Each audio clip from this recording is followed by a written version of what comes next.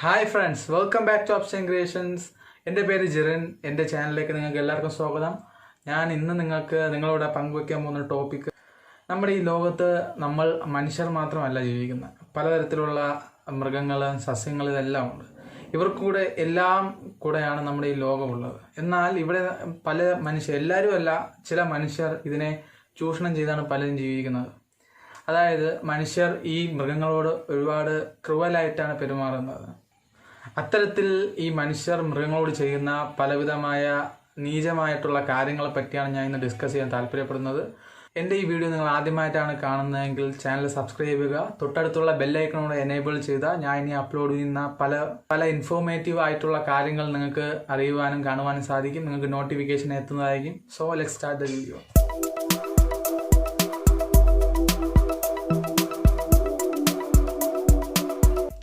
ഞാൻ ഒന്നാമത് പറയാൻ പോകുന്ന കാര്യം എന്ന് വെച്ചാൽ ഒരു ഫെസ്റ്റിവലിനെ പറ്റിയാണ്. ഗാദിമായി ഫെസ്റ്റിവൽ. ഈ ഉത്സവം നടക്കുന്നത് നേപ്പാളിലാണ്. നേപ്പാളിൽ 5 വർഷത്തിൽ ഒരിക്കലാണ് ഈ ഉത്സവം നടക്കുന്നത്. സംഭവം എന്താണെന്ന് വെച്ചാൽ അവിടെ ഉള്ളൊരു ഗോഡസിനെ, അതായത് ദേവതയെ പ്രീതിപ്പെടുത്താൻ വേണ്ടിയാണ് ഇവർ ഈ ഫെസ്റ്റിവൽ ചെയ്യുന്നത്. അവരിലുള്ളതും അവിടെ നിന്ന് അവർ കാണുന്ന എല്ലാ ആനിമൽസിനെ പിടിച്ചുകൊണ്ട് അപ്പോൾ തന്നെ ദൈവത്തിന് കുരുതി കൊടുക്കുകയാണ് ചെയ്യുന്നത്.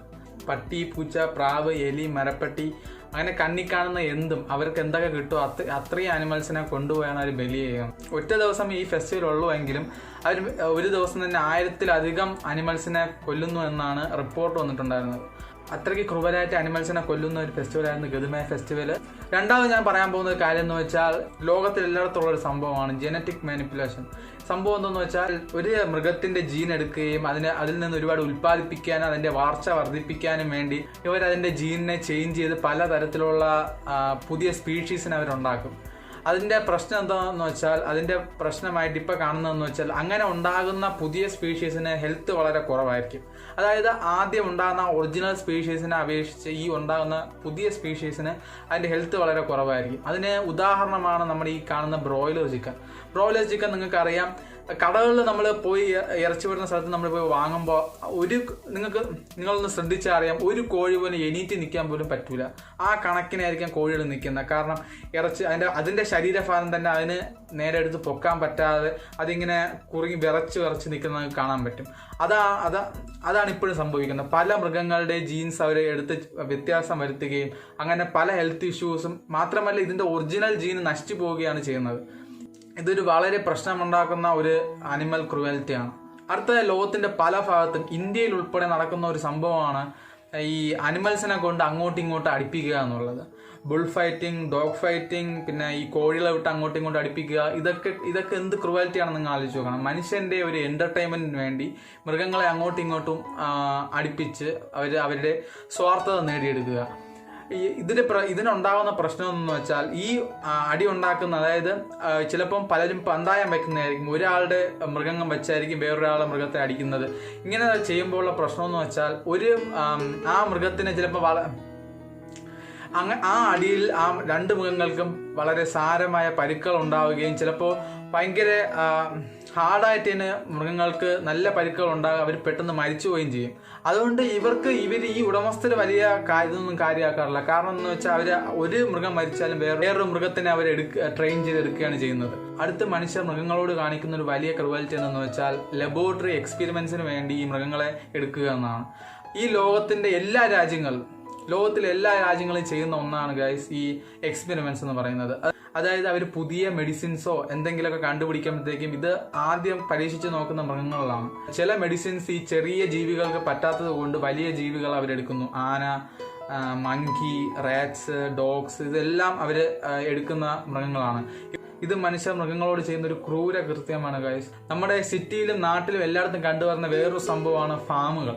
ഈ ഫാമുകളിലുള്ള പ്രശ്നം എന്ന് വെച്ചാൽ, നമ്മൾ വിചാരിക്കുക അതിനാവശ്യമായ ആഹാരങ്ങളെല്ലാം എത്തിച്ചു കൊടുക്കുന്നുണ്ടല്ലോ, അതിന് വേറെ പ്രശ്നമൊന്നുമില്ല, അവർ നല്ല സുഖമായിട്ടാണ് കഴിയുന്നത്. പക്ഷെ അങ്ങനെയല്ല ഗൈസ്.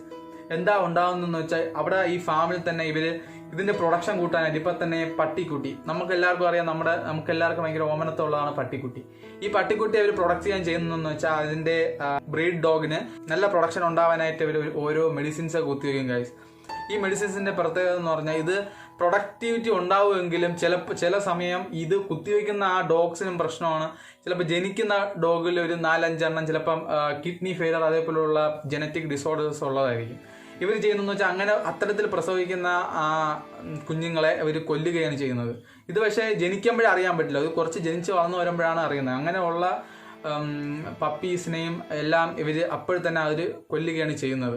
ഈ ഹോഴ്സസിനെയൊക്കെ ചെയ്യുന്നതെന്ന് വെച്ചാൽ അവർ ആ ഓട്ട മത്സരത്തിന് ഇവർ കൊണ്ടുപോകുമ്പോഴത്തേക്കും അവർ പ്രത്യേകതയുള്ള പ്രോട്ടീൻ പൗഡറുകളെല്ലാം കൊടുക്കുകയാണ് ചെയ്യുന്നത്. ആ ഓട്ടപ്പന്തയത്തിന് വേണ്ടി ആ ഹോഴ്സിന്റെ എനർജി ബൂസ്റ്റ് ആവുകയും അത് കഴിഞ്ഞതിന് ശേഷം ഈ എനർജി ഫുള്ളായിട്ട് ഡൗൺ ആവുകയും ഒരു പക്ഷേ ആ ഹോഴ്സ് ഡെത്ത് ആവുകയും ചെയ്യും. ഇത് കഴിയുമ്പോൾ തന്നെ ആ ഹോഴ്സിനെ മാറ്റി അടുത്ത ഹോഴ്സിനെ അവർ കൊണ്ടുവരും. ഇതാണ് ഇവിടെ നടക്കുന്ന പ്രശ്നം ഗൈസ്. അടുത്ത ഒരു മെയിൻ സംഭവം എന്ന് വെച്ചാൽ നമുക്ക് എല്ലാവർക്കും സർക്കസ് ഇഷ്ടമാണ്. ഈ സർക്കസിൽ എന്താ പ്രത്യേകത എന്ന് വെച്ചാൽ മനുഷ്യരുണ്ട്, മൃഗങ്ങളുണ്ട്. പല സർക്കസുകളിലും ഇത് പല വന്യജീവികളെ അവർ ഉപയോഗിക്കാറുണ്ട്.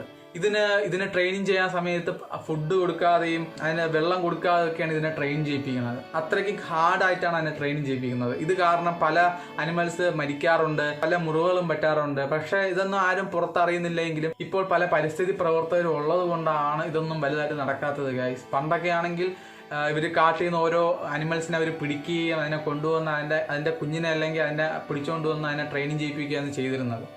അടുത്ത് വരുന്നത് പ്രധാന സംഭവമാണ് ഗൈസ്. പണ്ടുണ്ടായിരുന്നുവെങ്കിലും പണ്ട് ഭയങ്കര കൂടുതലായിരുന്നു, പക്ഷെ ഇപ്പോൾ കുറവാണ്. ഇപ്പോൾ കുറവാണെങ്കിലും ഇപ്പോൾ പലതരത്തിലുള്ള പുതിയ ടെക്നോളജി വെച്ചാണ് ഇത് ചെയ്യുന്നത്. എന്തോന്ന് വെച്ചാൽ ഹണ്ടിങ് ആണ്. ഈ കാട്ടുമൃഗങ്ങളുടെ ഇറച്ചിക്കും അതിൻ്റെ തോലിനും വേണ്ടി ഇപ്പം മനുഷ്യർ ചെയ്യുന്ന ഒന്നാണ് ഹണ്ടിങ്.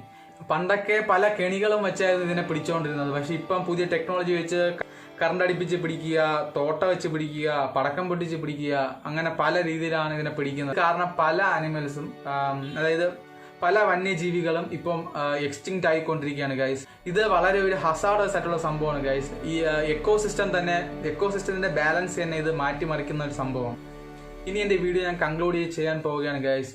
ഞാൻ ഈ വീഡിയോ ഈ ടോപ്പിക് എടുക്കാനുള്ള കാരണം എന്ന് വെച്ചാൽ ഈ അടുത്തായ നമ്മുടെ കേരളത്തെ നടുക്കിയ 2 സംഭവങ്ങളാണ് ഞാൻ പറയാൻ പോകുന്നത്. ഒന്ന്, ഒരു ഗർഭിണിയായ പൂച്ചയെ ഒരാൾ കഴുത്തിൽ കയറ് കെട്ടി കൊല്ലുന്നതും, മറ്റൊന്ന് വനത്തിൽ നിന്നൊന്നൊരു ആനയ്ക്ക് അതിൻ്റെ ഭക്ഷ്യസാധനത്തിൽ ആഹാരത്തിൽ സ്ഫോടക വസ്തു വച്ചു കൊടുക്കുകയും അത് പൊട്ടി അതിൻ്റെ 2 താടിയെല്ലും വായെല്ലാം പൊട്ടുകയും അതിൻ്റെ വേദന അത് ഏകദേശം 2 ആഴ്ചയോ 3 ആഴ്ചയോ എന്തോ അത് വച്ചുകൊണ്ട് തന്നെ ജീവിക്കുകയും അതിൻ്റെ വായിൽ പുഴുക്കളും എല്ലാം നിറഞ്ഞുകൊണ്ട് അതിൻ്റെ ആ വേദന സഹിക്കാൻ വയ്യാതെ അത് വെള്ളത്തിലിറങ്ങി നിൽക്കുമ്പോഴാണ് ആൾക്കാർ അറിയുന്നതും. ഇതിനെ വെള്ളത്തിൽ താന്ന് കിടക്കുന്നതായിരിക്കും എന്ന് വിചാരിച്ച് അതിനെ പുറത്തെത്തിക്കാൻ നോക്കി. പക്ഷേ അവിടെ തന്നെ അത് മരിച്ചു വീഴുകയാണ് ചെയ്തത്. അത് മരിച്ചതിന് ശേഷമാണ് അറിയുന്നത് അതിൻ്റെ ഇതേപോലെ പൊട്ടി ആ വേദന സഹിക്കാൻ പറ്റാതെയാണ് അത് വെള്ളത്തിൽ കിടന്നതെന്നും അതിൻ്റെ വയറ്റിൽ ഒരു കുഞ്ഞുണ്ടായിരുന്നു, അതിനെ രക്ഷിക്കാൻ വേണ്ടിയാണ് അത്രയും ദിവസം അത് സർവൈവൽ ചെയ്തെന്ന് പിന്നെയാണ് നമുക്ക് മനസ്സിലായത്. വേറൊരു കാര്യം എന്തെന്ന് വെച്ചാൽ ഒരിക്കലും ഞാൻ പറയുന്നില്ല മൃഗങ്ങളെ കൊല്ലാൻ പാടില്ല, അങ്ങനെയൊന്നും പറയുന്നില്ല. പക്ഷേ ഞാനും ചിക്കനും മട്ടനും ബീഫും എല്ലാം കഴിക്കുന്ന ഒരാളാണ്. ഞാൻ കഴിക്കാറുണ്ട്, ഇല്ലെന്ന് ഞാൻ പറയുന്നില്ല. പക്ഷേ എല്ലാത്തിനും അതിൻ്റെ ശാസ്ത്രീയമായ രീതിയിൽ മാത്രമേ ചെയ്യാവൂ. ഇപ്പോൾ തന്നെ പല സ്ഥലത്തും ഞാൻ കണ്ടിട്ടുള്ളത് ആടുകളെയൊക്കെ കഴുത്ത് ഞെരിച്ച് കൊല്ലുക, തലക്കടിച്ച് കൊല്ലുക, ചൂടുവെള്ളം ഒഴിച്ച് കൊല്ലുക. ഇതൊക്കെ എന്തോന്നാണ് ഗൈസ്?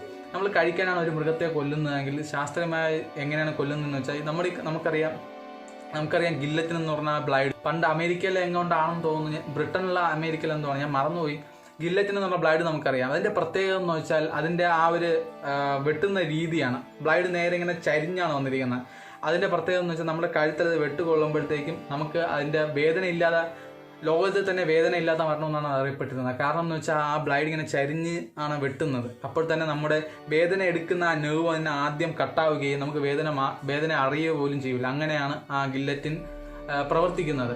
അത്തരത്തിലൊരു രീതിയിൽ തന്നെയാണ് മൃഗങ്ങളെ കൊല്ലേണ്ടത്. നമ്മൾ നേരിൽ എന്തെങ്കിലും ഇതേപോലുള്ള പ്രശ്നങ്ങൾ കാണുമെങ്കിൽ ഉറപ്പായിട്ടും നമ്മൾ അതിനെ എഗെയിൻസ്റ്റ് ആയിട്ട് നമ്മൾ പറയണം ഗൈസ്. അതിൽ ഒരു മടിയും കാണിക്കരുത്. നമ്മൾ എഗെയിൻസ്റ്റ് ആയിട്ട് തന്നെ പറയണം എന്ന് പറഞ്ഞുകൊണ്ട് ഞാൻ എൻ്റെ വീഡിയോ വൈൻഡ് അപ്പ് ചെയ്യാണ്. Thank you for watching guys. എൻ്റെ വീഡിയോ നിങ്ങൾക്ക് ഇഷ്ടപ്പെട്ടെങ്കിൽ ലൈക്ക് ചെയ്യുക, ഇല്ലെങ്കിൽ ഡിസ്ലൈക്ക് ചെയ്യുക. എന്തെങ്കിലും തരത്തിലുള്ള ടോപ്പിക്സ് നിങ്ങളുമായിട്ട് ഡിസ്കസ് ചെയ്യണമെന്ന് നിങ്ങൾ ആഗ്രഹിക്കുന്നുണ്ടെങ്കിൽ ആ ടോപ്പിക്സ് കമൻറ്റ് ചെയ്യുക. ഈ വീഡിയോ കാണുന്ന ആർക്കെങ്കിലും ഗെയിമിങ്ങിൽ താല്പര്യമുണ്ടെങ്കിലും ഗെയിമിംഗ് വീഡിയോസ് കാണാൻ താല്പര്യമുണ്ടെങ്കിലും ഞാൻ ഈ വീഡിയോ താഴെ ഡിസ്ക്രിപ്ഷനിൽ ഒരു ലിങ്ക് കൊടുത്തിട്ടുണ്ട്. എൻ്റെ കൂട്ടുകാരൻ്റെ ഒരു ചാനലാണ്. അവൻ്റെ ചാനലിൻ്റെ നെയിം ബസ് ഗെയിമർ എന്നാണ്. ജസ്റ്റ് നിങ്ങളൊന്ന് ചെക്ക് ഇൻ ചെയ്ത് നോക്കുക. അടുത്ത വീഡിയോ നെക്സ്റ്റ് വീക്ക് കാണാം. By. Tell me pretty lies, look me in the face, tell me that you love